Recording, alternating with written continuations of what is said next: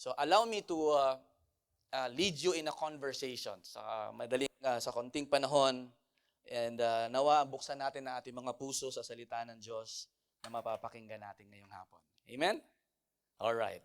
So what if God's plan is different from yours? What do you do? Paano kung ang plano ng Diyos ay kakaiba sa plano mo sa buhay? Ito yung mga panahon na papunta ka dapat ng Dubai, papunta ka ng Barcelona, may kapenpal ka na magkakasal na sana kayo, biglang na nagkagulo-gulo, or maganda yung plano mo na aga-apply ka sa abroad, mag-iipon ka ng pera, uuwi ka after ganitong taon, magpapakasal kayo ng boyfriend mo, pero hindi nangyari. Paglabas mo sa eroplano, ibang lugar ang nakita mo. Hindi yung dream place.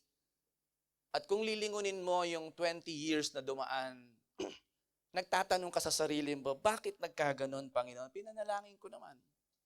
Ipinagtirik ko naman ng kandila. Maraming manok na ang namatay. Nag-alay naman ako ng itlog. What if God's plan is different from yours? Anong gagawin natin kapag may mga liko, may mga turns na hindi natin ini-expect? Alam ko sa buhay natin, ang daming ganon. Di ba? Siguro kung bibigyan natin ang bawat isa ng pagkakataon magkwento, ang daming kwento sa buhay na, bakit ganon, Pastor? May mga biglang changes. Kagaya ng pandemic, ito ay isa sa mga major changes sa buhay ng tao. Di ba? Yung paalis ka na dapat, natigil ka pa ng 3 years. By the time nag-open, paso na yung visa mo, mag-a-apply ka ulit. Ang daming mga nasira, ang daming nabago, ang daming na pending, ang daming na delay. Kwento ng buhay ko po, for a while, just allow me to kwento yung buhay ko. 10 kami, ako yung ika-10 na anak ni Ama, my mom. Ang naririnig ko na lang growing up, ang kwento ng mga kapatid ko, maganda yung buhay namin. Buhay nila. Kasi nung ako'y nagkamalay, hindi na ganun ang buhay. So, mahirap na. Kasi yung father ko na businessman, nagkasakit for several months, more than 7 months, I think, or a year, na confined sa Chinese General Hospital sa Binondo, sa Maynila. Naubos lahat dahil walang insurance. Naubos lahat. Napabayaan ang negosyo. Sa madaling kwento, 10 kami, sabi ng mga pinsan ng father ko sa mama ko, ipamigay mo na ang mga anak mo dahil hindi mo kayang buhayin. Ganun, katindi. Prangkahan na yung in-check na, kasi mga Chinese yung bibigay naming pera sa iyo, iuwi mo na asawa mo kaysa magastos sa ospital. 10 ang anak mo. Kung kami sa iyo, umuwi ka na, hayaan mo mamatay yung asawa mo sa bahay. Wala na kasing chance May cancer. Iuwi mo na lang siya, ipunin mo yung pera, pamigay mo ang mga anak mo. Pili ka na ng 2. 10 So sa madaling kwento, it took a turn in the major turn sa buhay namin. Bahay, hindi na asikaso. I grew up, namulat po ako, nasa Bicol ako. Inampung kami nung aming tita na may karinderya. So I grew up, kwento lang yung naririnig ko. Walang mga pictures. Kwento lang po ang naririnig ko na dati ganito, may helicopter siyang lumilipad, ay samantala yung laruan ko, tsinelas na lang at lata ng ginihila ko na ganon. Asa na yung mga yun? Kwento na lang po. So napunta kami ng Bicol, inampung kami ng tita ko na may karinderya. Nalaman ko later on, sabi ko, sino ang may tamang pag-iisip? Aampunin mo 10 ang anak. 10 bibig ang pakakainin mo. Sino ang may tamang pag-iisip na aampunin mo? Kahit sabihin mo, close mo yung kamag-anak mo, di ba? 10 yun. So, pero yung tita ko po, napakabait. Hindi ko maintindihan, lumalaki ako, hindi ko maintindihan kung bakit ganong kalaki ang puso niya. Yung mga anak niya, siyempre may karinderya, may mga pagkain na niluluto. Wala pa hong bumibili. Nahihiya naman kaming kumain pag wala pang kumibili, di ba? Yung unang-unang luto, kailangan maghintay ka munang may bibili. Pero yung auntie ko, never kami nakarinig na huwag ka munang kumain hanggat walang customer. Yung auntie ko, ganun kaganda ang puso. Later on, nalaman ko na lang, yung auntie ko po palang yun, nung buhay pang father ko, pumunta ng Quezon, taga Quezon kasi kami, nangutang sa father ko. Dahil maganda yung negosyo, maganda daw yung business and everything. Nangutang sa father ko ng puhunan at hindi nagdalawang salita. Binigyan ng father ko ng puhunan at hindi utang, bigay. Siguro 5-7 years before nagkasakit yung father ko, nangyari yon. Kaya po pala nung mamamatay yung father ko, pumunta yung tita kong yun. At sinabi sa bed nung tatay ko na nakahiga sa bed, aampunin ko buong pamilya mo kasi naging maganda yung negosyo niya sa Bicol. Wow! So I was growing up, ganun na lang yung kanyang pagtanaw ng utang na loob. Nawala itong karinderya ko kung wala yung father mo, Butch. Kainin mo lahat ng pork chop na gusto mong kainin. Kaya tumaas po yung aking triglycerides eh. So, to cut the long story short, may konting liko yung plano ng Diyos sa buhay na hindi ko maintindihan. Yung mga kapatid ko po dahil sa hirap ng buhay, hindi ko masisi nagkanya-kanyang buhay, nag-asawa na dahil hindi nila matanggap yung nangyari. First day of school, pumasok ako sa eskwela, Chinese school. Parehas naman puti ang aking medyas, magkaiba lang ng design. Ay wala naman nakakakita noon pag malayo eh. Malay ko ba naman, ang mama ko talaga namang mga pinsan na Chinese nagdo-donate ng pang-uniform and so on and so forth.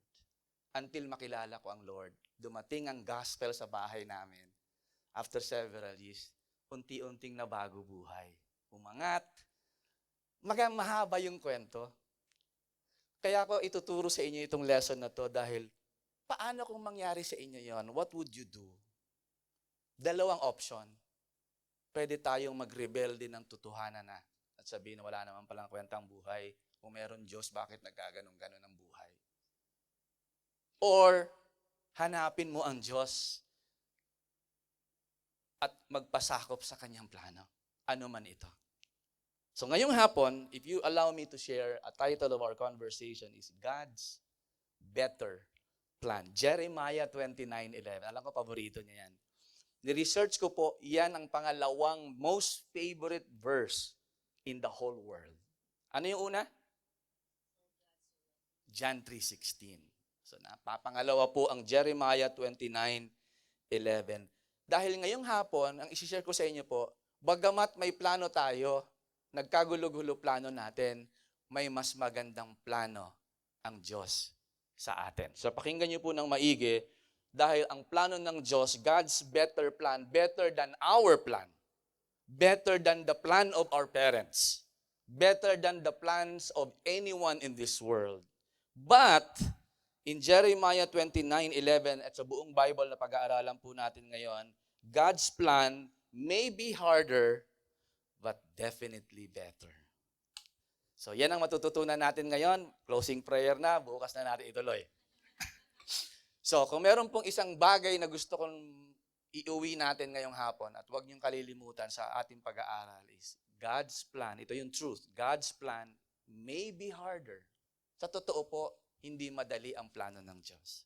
Sinaliksik ko ang Bible, kalimitan ng plano ng Diyos ay hindi madali.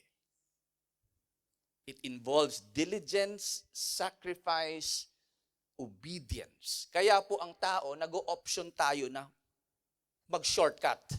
We want to choose the easy way. Kaya marami na scam, easy money. Kasi gusto natin shortcut eh. Ayaw natin ng nagpapawis. Ayaw natin ng nagpapagod. Pero ang Biblia, sa kabila ng lahat ng ito, ang example ay tularan niyo ang mga langgam na nagsisikap bago dumating ang winter, di ba? Diligence. So, ang Biblia, tinuturuan tayo ng hard work. Magsikap, sumunod. Pero tayo likas sa buhay natin, namana natin kay Adan at kay Eva, gusto natin shortcut. Gusto natin easy way. gusto natin yung instant. Kaya paborito natin yung mga fast food. Mabilisan. Wala tayong pasensya, gusto natin mabilis. Subalit nag-warning na si Jesus, narrow is the way that leads into my kingdom. Wider is the road that leads to destruction. So kung pipili ka ng daan, gusto mo yung sementado. Pero ingat. Dahil ang sabi ni Kristo, kung mayroong dalawang choice sa mundo, makitid ang daan patungo sa kaharian ko.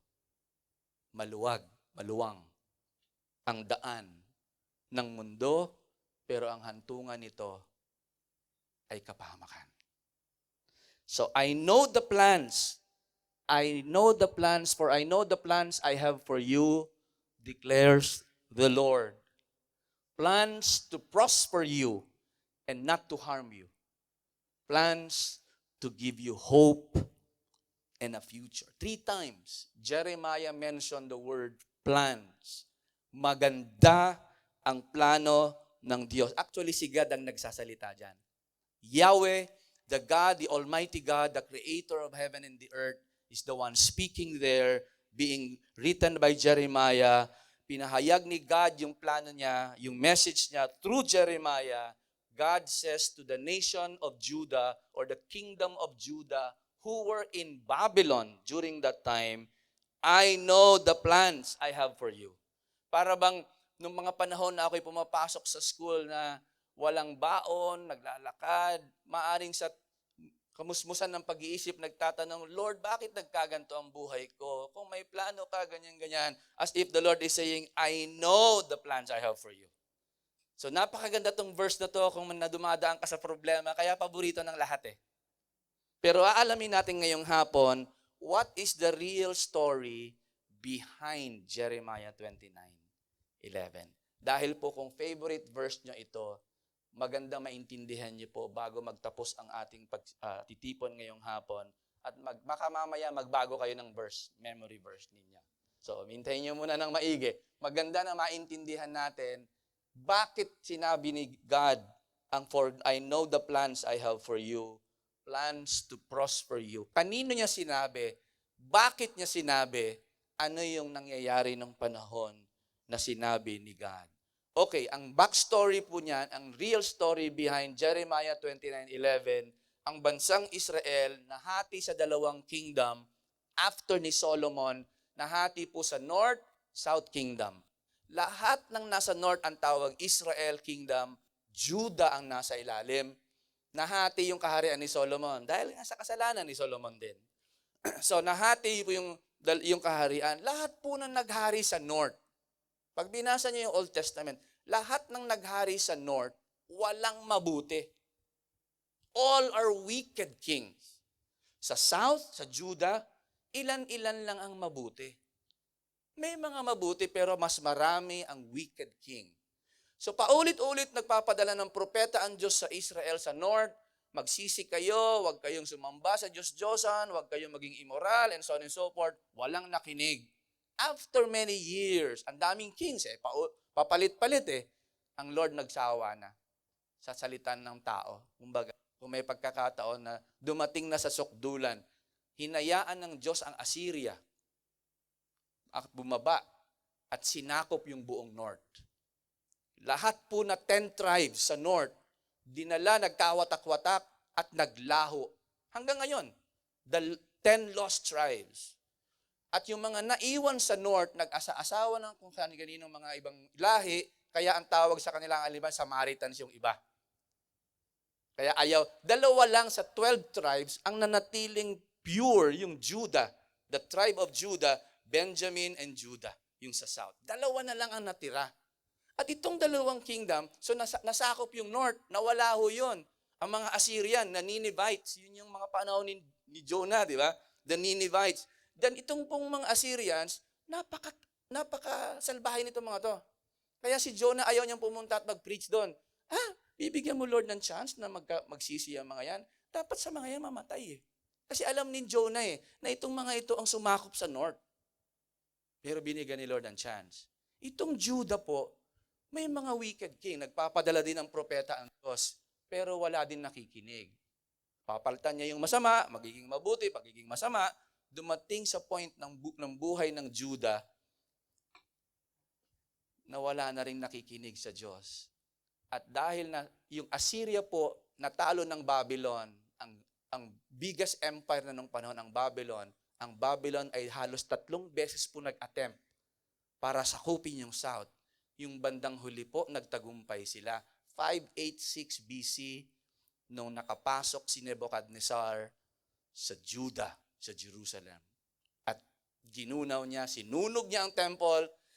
Lahat po yung karamihan ng mga kabataan sa Judah ay kinuha niya at nagmarcha, nag-exile papunta ng Babylon. Yung pong red na yan, dyan sila dumaan nung the first, second, third batch ng mga young people, mga royal, mga matatalinong, ang kaibahan ni Nebuchadnezzar, hindi lahat niya pinili para dalhin sa Babylon. Ang pinili lang yung mga bata, matatalino, mga elite, yung mga royal, yun lang ang pinili niya. Sina Shadrach, Meshach, si Daniel, at pinag-aral niya sa King's University in Babylon para indoktrinahan at baguhin ang pag-iisip and so on. Kaya ang style niya po, kinuha niya yung mga bata para baguhin ang isip. At para pag lumaki sa Babylon, maging Babylonian at hindi na Hudyo. So yung iba pong mga ordinaryong tao, iniwan sa Jerusalem. Yung mga magsasaka, lahat iniwan po yun. Yung mga ordinaryong tao, sige, magtuloy kayo ng trabaho at yung mga produce nyo, yung mga ani nyo, dadalhin sa Babylon para makinabang kami sa inyo. Ang kinuha lang ho, yung mga estudyante, mga bata. Maybe 15 years old and below. At napasama doon si Daniel at yung kanyang 3 kaibigan, si Shadrach, Meshach, and Abednego. Ang nakakatuwa po dito, hindi naman nakakatuwa, si Jeremiah po hindi sinama. Si Prophet Jeremiah iniwan sa Jerusalem. Kaya siya ang nagsulat ng Lamentation dahil nakita niya kung paano gibain ang temple, sirain at sunugin yung kapighatian. Sinulat ni Jeremiah yan. So ito yung pangyayari. At nung sila po ay dinala na sa Babylon, mga kabataan nandun na sa Babylon, so may mga propeta po na kasama nila sa Babylon.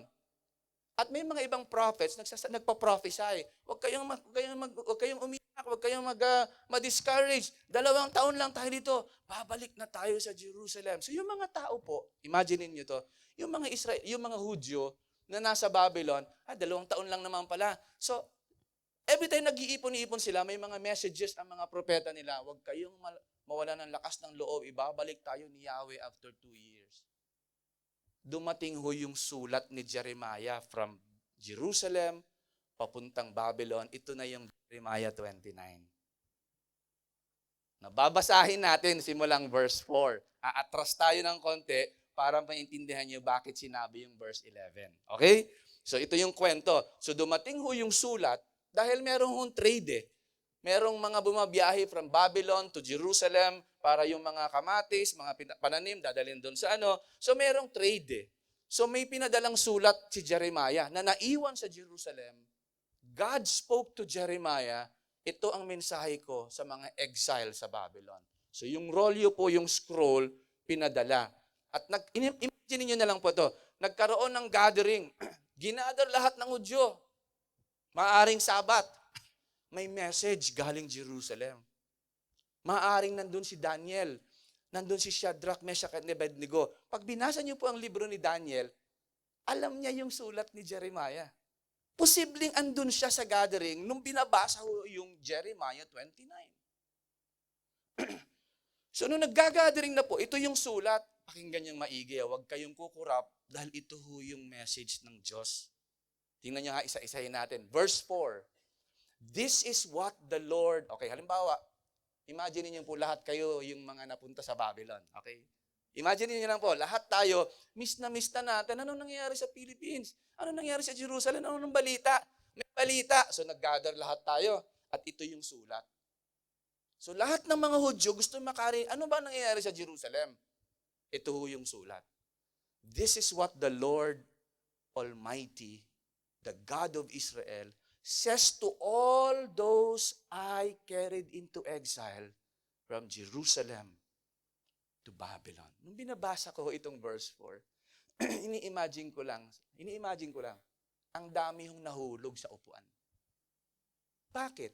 Kung titingnan niyo po yung naka-highlight, Ako ang Diyos na naglalang ng langit at lupa, ang Diyos ng Israel. Sinasabi ko ito sa inyo, sa mga taong dinala ko, I carried into exile in Babylon. Ang akala nila, si Nebuchadnezzar ang may kagagawa ng lahat kung bakit sila nandun sa Babylon. Si Nebuchadnezzar, tinalo ang Israel, talo ang Diyos namin, ang Diyos ng mga Babylonian. Kasi ang giyera po nung panahon, hindi giyera ng bansa, giyera ng mga Diyos-Diyosan. Pag sinakop ka ng Egypt at nanalo ang Egypt, mas malakas ang Diyos ng Egypt. Ganon ang paniniwala nila. So nung nasakop sila ng Babylon, mas makapangyarihan pala ang mga Diyos-Diyosan ng Babylonia. So si Yahweh talo. Ito na yung sulat. Ako na si Yahweh, I carried you. Ako ang nagdala sa inyo kung saan kayo nandun.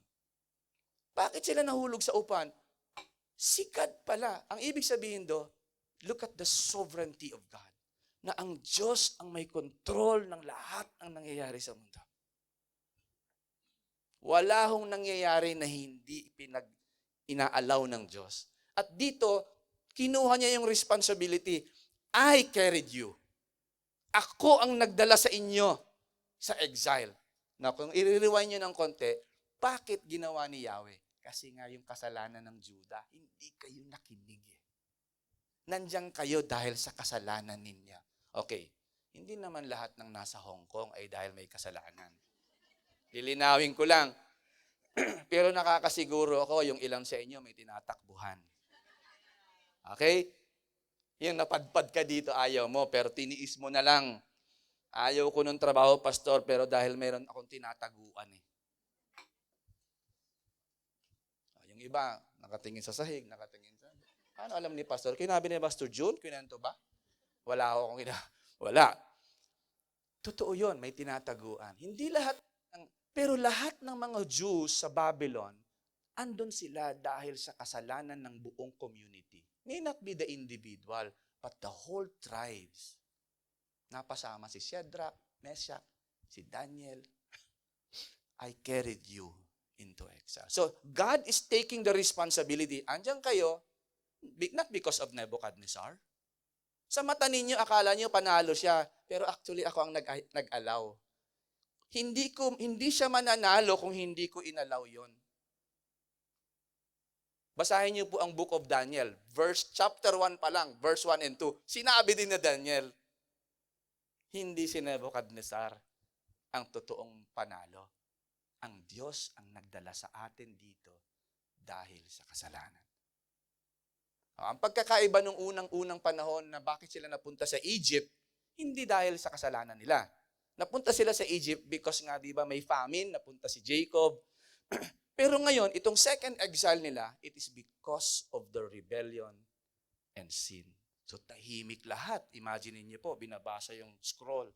I, the Lord, carried you into exile. Lahat sila tuyuko to remind them, this is a punishment and discipline for you. It's not because of Nebuchadnezzar.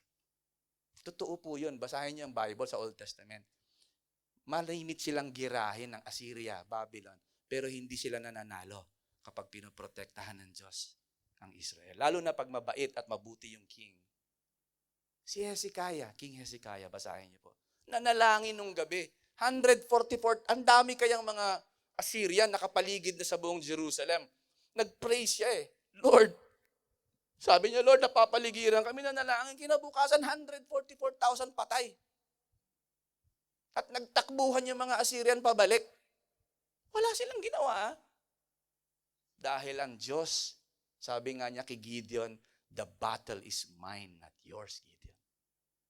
Sino ba ang Diyos na makapangyarihan sa langit at lupa na tumawag ng army, si Gideon? Ilan ang soldier mo? 10,000. Napakadami yan, Gideon. Bawasan mo. Ha? Madami pa ba yun? Mas madami yung kaaway.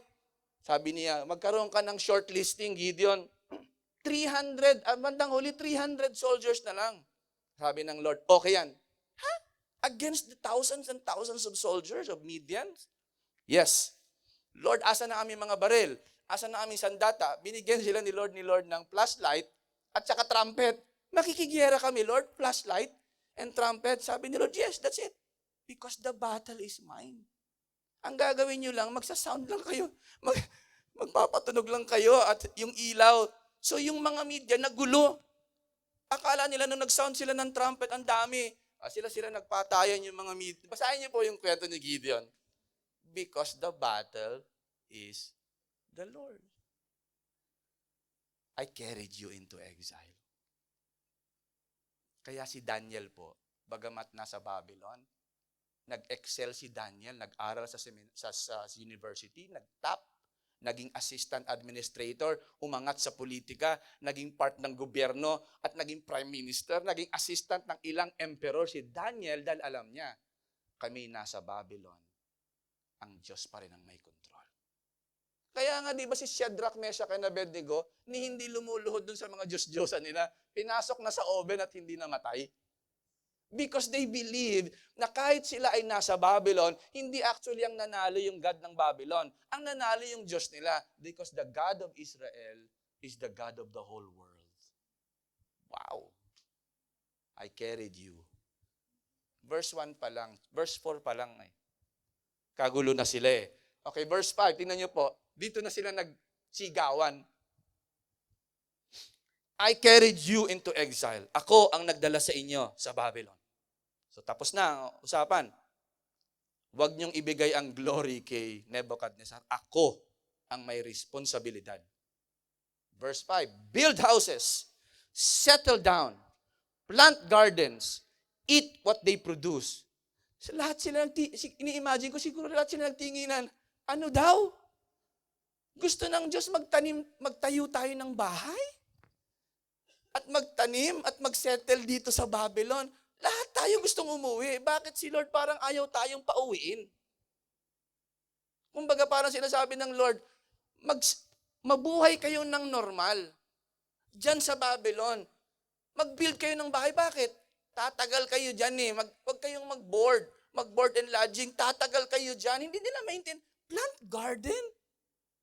Eat what they produce. Yes. Sabi siguro ng mga habang binabasa yung scroll, build houses, settle down. Tama ba yung binabasa mo? Tama naman eh. Build houses eh. And then next verse, dito siguro may tumayo na at may nagkakagulo na. Mary, mag-asawa kayo, have sons and daughters, mga anak. Sabi ng ni Jeremiah, mag-asawa kayo, magligawan, mga anak, find wives, mag-anapan nyo ng asawa nyo, mga anak nyo. Give your daughters, yung mga anak nyo dalaga, give them to marriages, so that they too may have sons. Magpadami kayo, increase in number there, do not decrease. Ano daw?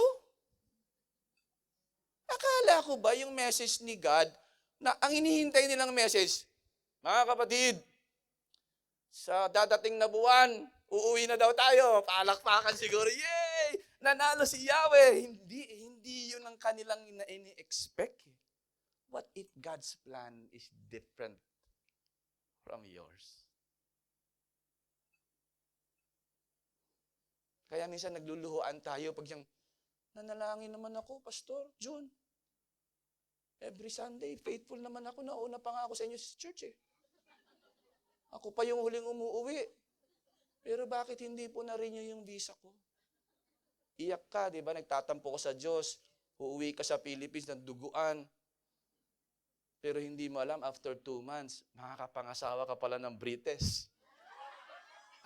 At dadaling ka sa Oxford. Forward 5 years from now, biglang naisip mo, ang bait talaga ng Diyos. May mga ganun, di ba? Meron po kaming member sa Singapore. Lalaki ito, programmer. Ang ganda ng trabaho niya. Ganda ng sweldo. Nagte-testify siya sa church, namutog siya sa church. Lahat. Ganda ng testimony, tuwan-tuwa nga kami. Kuha ng maraming condominium na hulugan. 1 week. Pagpasok niya sa opisina, sarado yung opisina dahil nag-declare ng bankruptcy nang hindi ina-announce. The following week nakita ko siya talagang pasa ng buong mundo. Hindi makangiti. Duguan. Halos sisihin ng Diyos. Nanalangin kami, wala kami magawa. Hindi natin alam eh. Tiwala lang kay God eh. Halos 1 buwan na walang trabaho. Alam niyo po, ngayon nililingon ko 15 years ago. Ang ganda ng buhay niya ngayon dahil yung pagkawala niya ng trabaho, napunta sa isang mas better company. Na dinala sa abroad, nagsettle sa abroad, nakabili ng bahay. Pero kung lilingunin mo,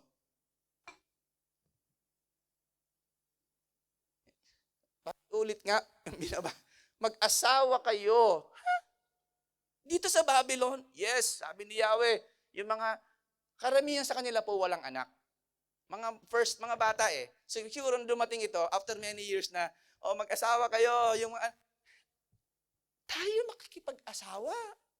Maybe the context is not intermarriage to Babylonians, but among you, mga Jews kasi they don't get intermarried. Pero sa libo-libo nila nandun, mag-date kayo. Kasi walang gumagalaw sa kanila dahil yung mga propeta, ang sabi, 2 years lang, uuwi na tayo.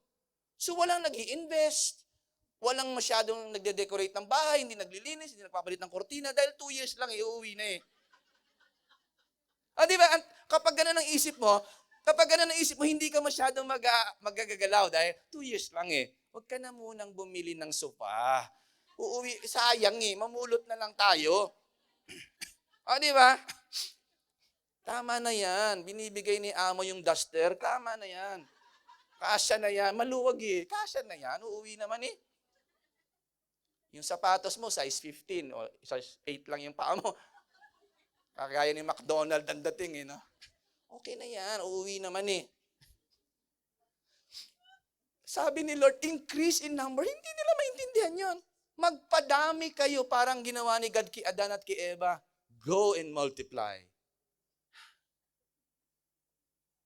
Increase in number, do not decrease. Diyan pa lang akala ko, nung ini-imagine ko po yung Jeremiah 20, tawang-tawa ako sa sarili ko dahil kung nilagay ko yung sarili ko dun sa panahon na yun, ako rin hindi ko maintindihan eh. Saan nang gagaling si Jeremiah? Kaya po, okay. Anong tawag nga dyan? Spoiler alert. Spoiler alert. Sa dulo ng movie, pinakulong si Jeremiah. Kasi yung mga tao po, nagreklamo. Yung mga nasa Babylon, nagreklamo, nagpadala ng sulat sa Jerusalem, sa hari, para i-report si Jeremiah. Kasi hindi sila naniniwala kay Jeremiah. Hindi totoo yan sinasabi ni Jeremiah. Kasi hindi yan ang ini-expect nila eh. Kasi yung mga propeta nilang kasama sa Babylon, paulit-ulit sinasabi, 2 years lang tayo, huwag kayong mag-alala. Tingnan niyo po. Next verse. Also, sabi ni God, ang sabi dito, also, seek the peace and prosperity of the city. Anong city? Babylon. To which inulit na naman ni Lord, kung saan ko kayo dinala. To which I have carried you into exile. Ako ang nagdala sa inyo dyan. So seek the peace, kapayapaan ng inyong bansa. Pray to the Lord for the city. Because if it prosper, kapag umunlad ang Babylon, uunlad din kayo. So tayo minsan galit tayo sa Hong Kong. Mga employer dito, no. Pray for the peace of Hong Kong. Bakit? Pag pinagpala Hong Kong, may bonus ka. Kasi pag nag-recession dito, tanggal trabaho natin. Correct? Tama si God no? Panalangin nyo ang mga Hudyo po, napaka-parokyal niyan. Ayaw nila ng pray for Babylon. Bakit kayo pagpapanalangin yan? Sila ngayong gumunaw sa atin. Ang panalangin nila, magunaw kayo. Pag nagunaw yan, gunaw din tayo. So, yan pa lang, hindi nila maintindihan, pray for the peace of Babylon. Ang prayer nila, peace for Jerusalem. Not for others. Diyan talagang tinuturuan sila ni God. Because ang alam nila, si God lang ng Israel. But God is saying, I am also the God of all the nations of the world. Wow. Pray to the Lord for Babylon. Because if it prospers, you will prosper. Mga kapatid, hindi masamang ipanalangin ang Philippines, ipanalangin niyo rin ang Hong Kong. The Lord, paunladin mo ang Hong Kong. The more pa na magkaroon ng trabaho ang aking amo, magpalaki mo ang business nila. Kasi baka pag-uwi ng amo nyo, I can't understand why my money is so many. Boss, I mentioned you to the Lord, boss. Baka bigyan ka ng bonus eh. At baka sabihin ng boss, bakit kaya sobra-sobra pera ko? Biglang pagdaan mo, may nagsiserve ka ng kanin, biglang naalala, bigyan mo naman ng bonus yan. Kahit wala pang December. Hindi totoo yan. Pray also for Hong Kong. Because dito tayo nakikinabang eh. Ginagamit ng Diyos ang Hong Kong para pagpalain din tayo. Kaya nga yung bahay niyo may second floor na eh. Diba? Yung mga poultry natin, ang dami na natin mga pigs, mga chicken. Dumadami yung ari-arian natin sa Philippines. Ito kaya ang ginagamit ng Diyos. So para sinasabi ni God sa mga Juda, alam ko galit kayo sa mga Babylonian. Pero andyan kayo. Pagpalain ninyo yung bansang yan. Alam ko mahirap sa mga Hudyo yon. Ang hirap sa kanila yon. Okay. Yes! alam mo sa verse 8, siguro alam ni Lord, inunahan niya na eh. Sinabi ba ni Lord yon? Kaya sa verse 8, yes, this is what the Lord, the Almighty, the God. Sinabi ba talaga ni God yan? Yes. Sinagot niya na yung iniisip pa lang ng mga tao eh. Yes, ito ang sinasabi ng Diyos, the God of Israel says, do not let the prophets and the diviners among you deceive you. Do not listen to them, to the dreams you encourage them to have.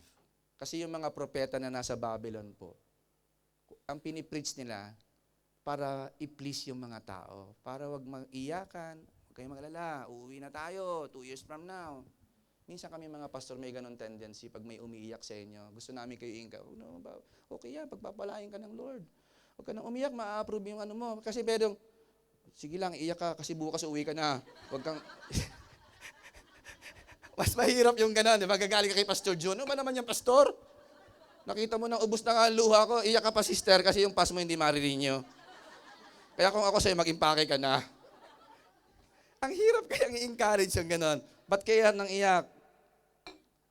Eh siguro yung mga prophets ng panahon na yon, para walang gulo, okay mga kapatid, yes, the Lord, di ba? Iiyakan sila, the Lord is going to send us home in 2 years. Iiyakan lahat, di masaya. 2 years eh. Siguro isa ng mga propeta, saka na natin isipin ang bandang huli kung ano man mangyayari. Basta ang mahalaga ay ma-maintain natin yung masayang community. Ito yung sulat ni Jeremiah. Boom! Ni-reveal ngayon yung kamilang kamalian ng mga propeta. Huwag kayong makinig. Do not let these prophets and diviners among you deceive you. Huwag kayong magpa-loko sa mga yan. Do not listen to the dreams. You encourage them. Actually, yung mga tao nagsabi, in-encourage din nila yung pangarap nila. Pastor, kailan kaya tayo makakauwi, Pastor? Huwag kayong mag-alala. 2 years na lang. Kasi yung gusto nang mangyari, yun din ang pinreach ng mga prophets. So the Lord said, do not listen to them. They are prophesying lies to you in my name. Nung ini-imagine ko ito, nung binabasa, huwag kayong makinig sa mga bulaang propeta na nagsabi na uuwi na kayo. Yung mga prophets nakatayo doon sa gilid, lahat ng community nakatayo. They prophesy lies to you in my name. I have not sent them, declares the Lord. Siguro yung mga propeta, unti-unti ng mga... Kasi pag sinabing false prophet, isipin mo, si God mismo nag-disown, hindi ko yan pinadala. Kasi pwede nilang sabihin, thus saith the Lord. Pwede na sabihin yan eh. Pero pinabulaanan ni Yahweh, hindi ko yan kilala. Hindi ko sinabi ang mga sinabi ng mga yan. Patay. Di ba uso sa mga churches yan? Yung pag nakaten na ba kayo ng mga church na may nagpa-prophesy? Magsasalita ng ibang wika. Tapos biglang, ito ang sinasabi ni Yahweh, magbayad na kayo ng inyong mga utang. Totoo, nangyari yon. May isa kaming church sa Philippines, gano'n, nag-away-away.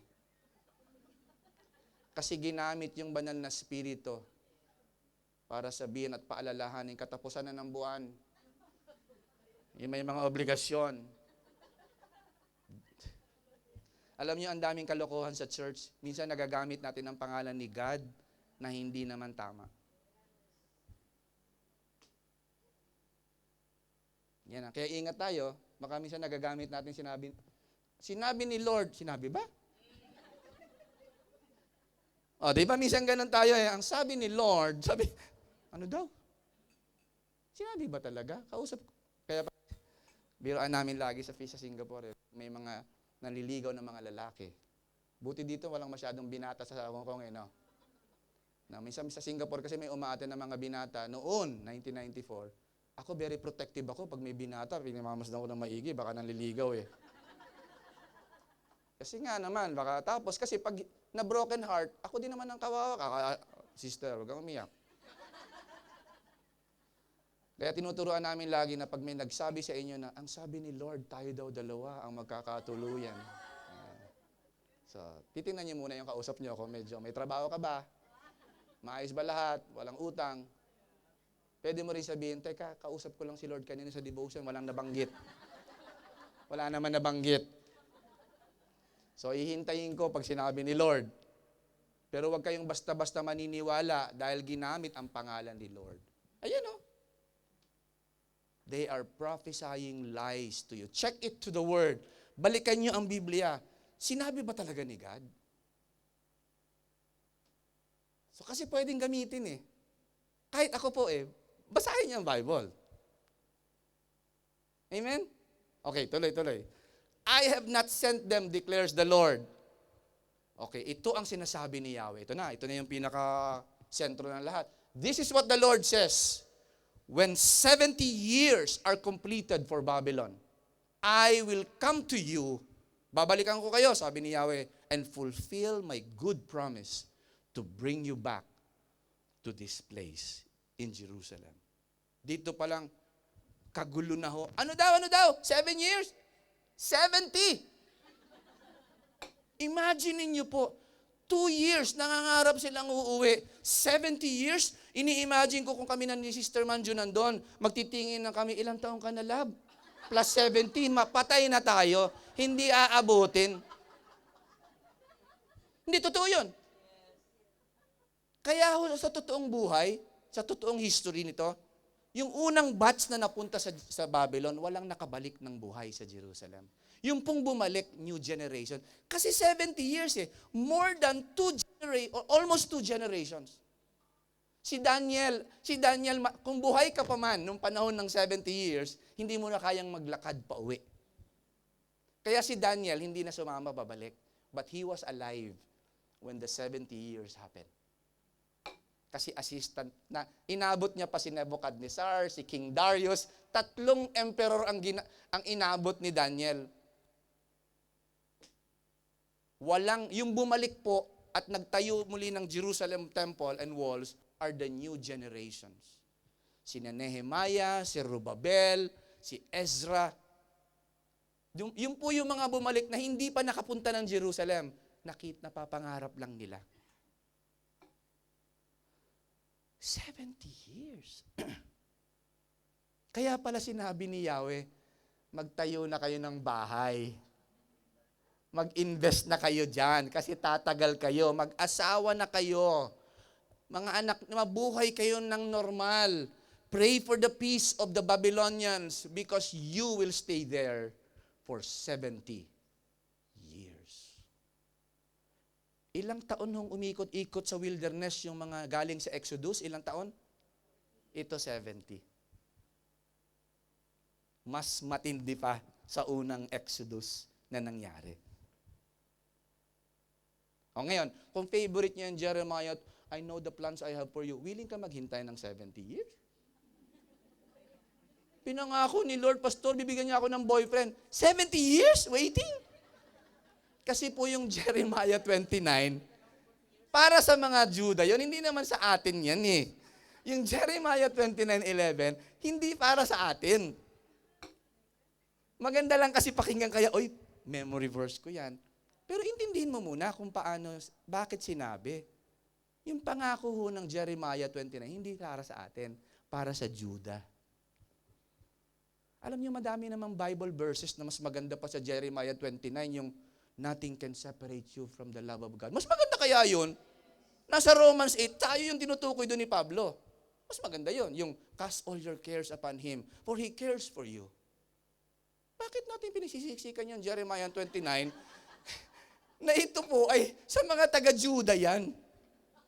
Kung tayo ay lahi ng mga taga-Juda, then okay. Pero by this time, patay na tayo dapat nan. 70 years eh.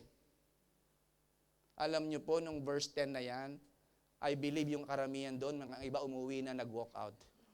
Hindi, yung iba nag-iyakan, yung iba lumuhod at nanalangin at nag-wail before the Lord. Why? Because Lord, 70 years, dito na kami tatanda, magkakapamilya. Yung iba magaling mag-compute, hindi na tayo makakauwi. True. Kung dumating ka doon ng 20 years old plus 70, 90 ka na. Kung hindi ka mapugutan ng ulo ni Nebuchadnezzar. Kaya yung iba po, sumamba na doon. Yung iba naman, nag-assimilate ng totoo. Nag-blend. Kaya yung iba, naging Babylon talaga. Pero sina Daniel, they kept their purity and their faith. Yung iba, tinalikuran na si Yahweh. Ay, ganon. Total, wala na rin pala. Pinabayaan. Yung pong, I know the plans I have for you. Parang sinasabi ni God, magtiwala ka sa akin, alam ko ang ginagawa ko. Sa totoo po, pag binasa niyo yung history, pinagpala ang buong yung mga Hudyo sa Babylon. Pinagpala sila ng todo ni God sa Babylon, na yumaman ng yumaman. Yung iba ayaw nang umuwi sa Israel. Sa history natin, karamihan ng Hudyo na na-disperse, pinagpapala ni Yahweh sa Cuba, di ba? Yung history sa Cuba. Kaya ayaw nilang umuwi. Kaya yung ibang mga gobyerno galit sa kanila. Pinalalayo siya. Kasi nga, yumaman ng yumaman sa ibang lugar na ang iba nakalimutan na umuwi. Pero yung Israel, yung Babylon is the best experience they ever had in their life. Yumaman sila at dumami ng dumami at naging stronger. Kaya nung bumalik po sila, they even won the favor of King Cyrus. Yung sumunod na hari. Ito ba mga Hudyong ito, binasa yung history. Ay, mga exile pala to. Galing saan to mga to? Sa Jerusalem. Ay, mayayaman yun, mga influentials eh. Pinauwi sila. Sige, tayo nyo yung Jerusalem wall. Tayo nyo yung templo. At pinrovide pa ng lahat ng gamit. Basahin yung history, which is very long. Pero yung Babylon became the key. Totoo po, pinagpalan, prosper you, not to harm you. Ang ilan sa kanila, naging business owners, ayaw nang umuwi at hindi na bumalik ng Jerusalem. But they missed the plan of God. Ibabalik ko kayo. Yung ilan na lang ho ang bumalik, sina si Zerubbabel. Siguro yung mga nanay nila, laging pinapaalala sa kanila. Sina si Zerubbabel, mga anak na yan ng unang generation eh. Mga anak, sabi ni God, 70 years, by that time, ilang taong ka na, patay na ako, pero ikaw, wag mo kalilimutan. So patuloy na inapaalala sa mga anak, kay Zerubbabel, kay Ezra, kay Nehemiah. Kaya ito po yung mga religious na bumalik eh. Yung iba, asaan na yung iba sa libo-libong napunta sa Babylon? Hindi na ho bumalik. I will come to you and fulfill my good promise. Ano yung good promise? Plans to prosper you. Plans to give you hope and a future. Ito yan. Doon niya sinabi yung, for I know. Pagkatapos ng 70 years, babalikan ko kayo. At tutuparin ko ang magandang pangako ko sa inyo. At ibabalik ko kayo dito sa Jerusalem. For I know the plans I have for you. Alam ko. So para sinasabi ni God, magtiwala ka sa akin, anak. Okay, kung ang Diyos may plano sa Israel, may plano din sa atin. Kaya kakaiba lang nga. Maaring hindi 70 years. Maaring 7 months. Maaring 7 years. We don't know. Pero the same thing, sinasabi ni Lord sa atin, tiwala lang. Tiwala lang. Pero huwag makalimot na umasa sa Diyos. Kasi posibleng maging pagpapala lahat ang Hong Kong na nakalimutan na natin yung pamilya natin sa Philippines, mga anak. Nakalimutan, no? May ganung kwentong malungkot. Then sabi sa verse 12, then, pagkatapos ng lahat ng yan, then you will call upon me. Bakit? Marirealize nyo, totoo sinabi ko sa inyo. At tatawag kayong muli. Oh, meron tayong echo ah. Totoo po yun. Bandang huli ng panahon, the Israelites who maintained their faith in God started calling back to Yahweh. Then you will call upon me and come and pray to me. And look at the promise, I will listen to you. Implied to sa verse na yan, mag-rebelde kayo. Susubok kayo kung ano-anong bagay. Pero marirealize nyo sa balang araw, tama ako, babalik kayo. At sa oras na magsisi kayo at bumalik kayo, makikinig ako. So ibig sabihin tayo, sa Hong Kong, maaring tayo, ay, hindi totoo yung Diyos. Nagliwaliw tayo sa buhay, nagrebelde tayo. Dumating ang punto sa buhay natin na gusto mong bumalik kay God. Andyan siya, hindi siya aalis. Naghihintay sa iyo. Kagaya ng prodigal son. Sige, mag-enjoy ka. Pero tandaan mo, ang tatay mo lagi naghihintay. Kaya lang nga, posibleng bumalik ka ng pilay na, or duguan ka na, sira na buhay, pero andyan ang tatay naghihintay. Pero huwag mo nang hintayin na magkasira-sira ang buhay. Balik na. Then you will call on me and pray to me and I will listen to you. What a promise there. What a grace from God. I will listen to you. You will seek me. Hahanapin mo ako. And you will find me when you seek me with all your heart. Doon niya sinabi yon. Israel, Judah, I know you are rebellious. Pero the grace of God is there and saying, you will seek me. Hahanapin mo ako. Bakit? Hindi ka makokontento sa Babylon. Hindi yan ang buhay mo. Hindi, walang meaning sa lahat ng yan. At sa oras na makita mo na wala doon yung hinahanap mo, hahanapin mo ako, babalik ka. You will seek me and you will find me. And the Lord said, hanapin mo ako ng buong puso mo at matatagpuan mo ako. Wow. Tayo, ang kwento ng buhay natin, maganda makinig dun sa mga nakakatanda sa atin eh. Masalimut ang buhay. Pero tama yung kasabi ng matatanda sa Philippines eh. Sa haba-haba daw ng posisyon, simbahan pa rin ang balik eh. No, iba-iba ang application yan, pero babalik sa Diyos eh. Babalik at babalik sa Diyos. You will seek me. Ang ganda eh, no? I will be found by you, declares the Lord, and will bring you back from captivity. Bakit? Kasi pangako ng Diyos sa Judah. Tinupad ba ng Diyos? Basahin niyo po. Nung ika-70 years na, si Daniel mismo eh, Daniel chapter 9 o chapter 7, nag-pray na siya kay God. Ang panahon ng 80 na si Daniel, or maybe 90. Alam ni Daniel eh, narinig niya. Basahin niyo po, kinote niya si Jeremiah. He knows what God said to Jeremiah. At nag-pray si Daniel kay God, Lord, panahon na. Siguro may time clock si ano. Meron siya nung time, ang tawag doon?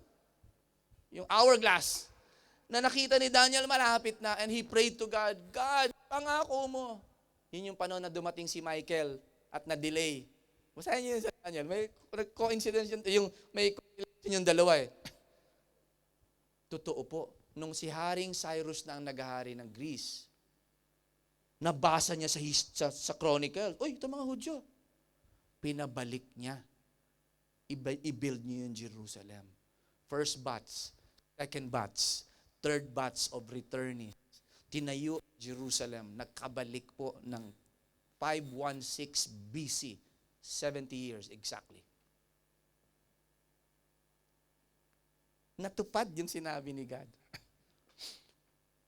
70 years. So, popost na natin yan. Kasi bukas meron pa tayong workers' night.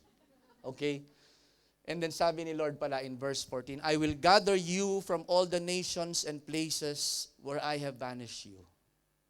Sa tingin ko ito, hindi lang applicable sa mga Babylonian. I will gather you from all the nations. Alam niyo pa, pag binabasa ito ng mga Hudyo ngayong panahon, ramdam pa rin nila eh. Kasi ang mga Hudyo ngayong modern times, watak-watak eh. So pangako ni God sa kanila, ibabalik ko kayo sa Israel. Kaya alam, may giyera ngayon. Pero nakakatuwa sila, no? Nagbo-volunteer yung ibang bumalik, nababasa nyo sa news, nakapapakinggan nyo, nagbabalikan kahit sumakay sa gitna ng eroplano. Because they love their country. Declares the Lord, I will bring you back to the place from which I carried you. Inulit na naman niya eh. Sa una at sa huli, ako ang nagdala sa inyo. Huwag kayong mag-alinlangan, even magduda. Ako ang nagdala, ako magbabalik. Panalo eh. No? The promises of God for the exiled nation of Judah in Babylon were all fulfilled and is being completed in Jesus the Messiah. Now, nangyari na po yung pangako niya, pero may katuluyan pa sa mga taong nanampalataya kay Kristo. Tayo rin po ay exile eh. Binabalik din tayo. Spiritually exiled, pero binabalik din tayo ng Diyos sa piling niya kay Kristo. So in Christ, as we close, God's better plan is fulfilled, being accomplished. Sa lahat ng nanampalataya. So, Pastor Butch, tanong, pwede ko pa rin po bang i-claim yung Jeremiah 29:11? Ito lang masasabi ko. Yung promise ng Diyos sa Jeremiah 29, hindi para sa atin, kundi para sa mga tao sa Judah na nasa Babylon. Para ka kasing nanonood ng pelikula, nangako yung aktor. Halimbawa, sinong aktor ang paborito nyo sa pelikula na Korean, nangako. Hindi mo pwedeng i-quote yun. Hindi mo pwedeng i-quote yung pelikula at sabihin mo, aangkinin ko yung pangako niya. Hindi naman ikaw usap dun sa movie eh. Di ba? Itong Jeremiah 29, ang masasabi ko lang is, kung ang Diyos matapat sa bansang Israel na nagkasala at hindi tinalikuran ng pangako, ganun din siya sa atin. At pinatunayan niya na kay Kristo nung pinadala niya ang kanyang bugtong na anak para mamatay sa ating, in our behalf. So ang pangako ng Diyos kay Kristo, kaya sabi ni Pablo, He who began a good work in you will be faithful to complete it. Yes. Iba ang plano ng Diyos sa atin, sa plano niya sa Israel, sa Judah, pero isa lang ang Diyos natin. The same God who promised and faithful is the same God who promised to us in the Scripture. Basahin niyo ang Biblia, ang daming pangako na nakikristo para sa atin. Amen? So here's our lesson. So how are you mga kapatid? Ang lesson natin is, God's plan may be harder. Basahin natin sabay-sabay. 1, 2, 3. Hindi madali ang plano ng Diyos. Example, yung plano ng Diyos na tubusin ang tao sa kasalanan, madali ba yun? Hindi ah. The cross was not easy. Ang magandang plano ng Diyos kay Abraham, madali, mahirap? Hindi madali. Leave your country, Abraham, and all your relatives, and I will give you the promised land. Maaring hindi madali ang plano ng Diyos, pero makakasiguro tayo na yung plano niya is better than our plans. Actually, the best of all. So kung pipili man lang kayo, magtiwala na kayo sa plano ng Diyos. Maaring hindi madali, pero sigurado ka. Amen? Totoo naman eh. Life is not easy. Mga anak ko po, namin ni Sister Man, tanong mga bata pa, nagtatanong, Papa, ano ang pinakamadaling profession at career? Ang sagot ko, anak, walang madali eh. Meron bang madaling trabaho? Wala eh. Merong mas mahirap at mas hirap-hirap at mas pinakamahirap. Mamimili ka na lang nga. Pero walang madali eh. May madali bang trabaho? Ang buhay ba madali? Ay, tanungin natin ang mga magulang natin na nagsakripisyo. Kaya yung mga naghahanap ng madali, yun ang nagkakaloko-loko ang buhay eh. Kasi naghahanap tayo ng shortcuts. Naghahanap tayo ng easy money. Yung gusto ko yung biglang yaman, ayan na, scam tuloy.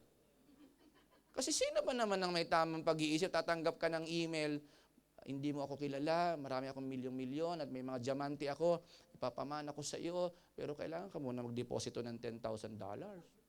Kailangan ko eh. Tayo naman, dahil gusto natin yumaman, sino ba naman? Nakatanggap ako ng email, ang dami kaya nag-i-email ng hindi natin kilala. Padala ka naman ng pera, yung pinag-ipunan mo ng ilang taon. Boss. Ingat. Ingat. Hindi mahirap Wala namang mawawala magtanong. Pastor, tama po ba to? Sister Joanne, tama po ba? Sister Lisa, tama po ba ito? Legit po ba to? Mahal na mahal niya po ako, sabi eh. At papunta po siya ng Hong Kong eh, magkikita kami oh. At nagpadala na daw po ng singsing eh. Naipit sa immigration. Kailangan ko lang bayaran. Meron naman po akong ipon. Walang masamang magtanong at humingi ng payo.